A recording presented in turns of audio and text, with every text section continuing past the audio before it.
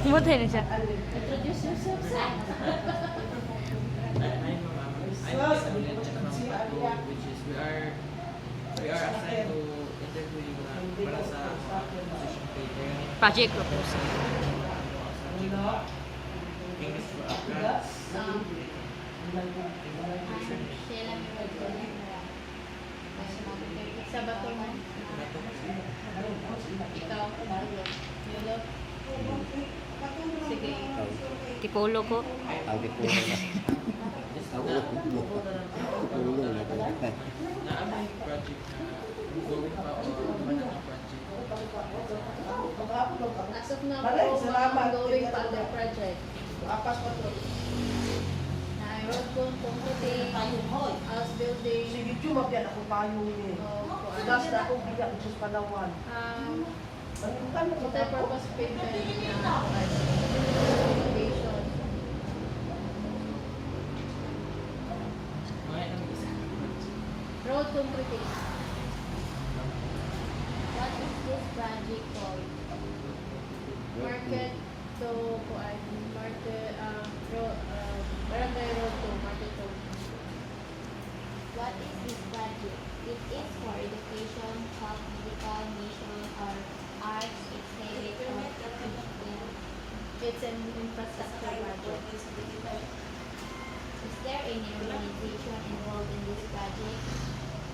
Actually, it is also connected to the local government unit, which is called LGU Plaridel. So, nag-collaborate ang barangay Pulong o ang LGU Plaridel sa atong project.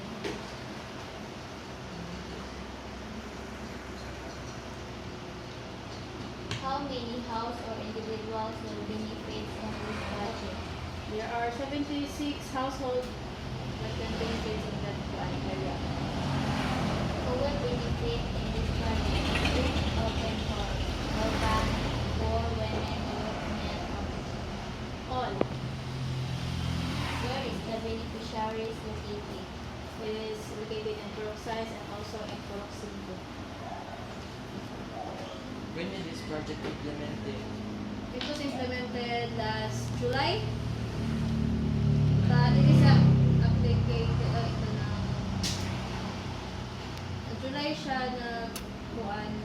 We produced a resolution on July and ongoing patak siya karon as of now.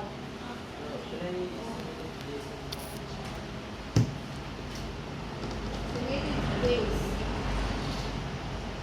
Hindi ko matakata doon. Estimated days. Pero may kuan mga project estimation, kanilang kuan days estimation. Mga 6 months siguro. Yan, taas siguro. Where did this project implemented? In Purok-Size. How much budget is required for this project? Ay, pirmahan ka rin. Gusto ko bisa pag boy mabili magdaan. Kaya pinay pirmahan. Okay, pinaka-meters na. Pinaka-meters dyan. Road to kuan. Sa Purok-Size ba? Full size. Ito na, mga 500 meters? 500. 500. Kaya sa matulit na to. Ay, ikaw na sa tanong. Times 1,250,000. Pero, ingon si Mayor na that project is worth 15 million. Sa iya alang, sa among estimation is 1 million. So how much budget is requested in this project? Mo tayo mong request kay based on the estimation, based on the kuan engineering kuan plans. So 500 meters in every meter 2,500 ang costing. So namatay 500 nga meters times 2,525 so abot og 1,250. Pero hi-insist na si Mayor kaya tagaan na og amount na allocated budget is 15 million. So siya may mo pa na sa kayo ang dapat. What are the barriers of this project? So, transportation. O sa mga dili ko naman na sure kami dito sa Mura, transportation.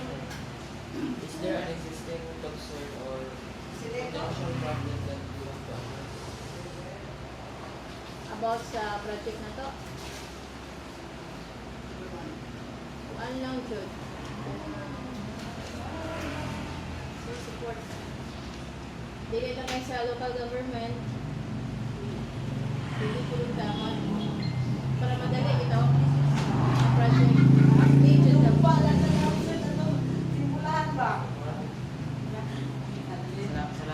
Salamat. Salamat.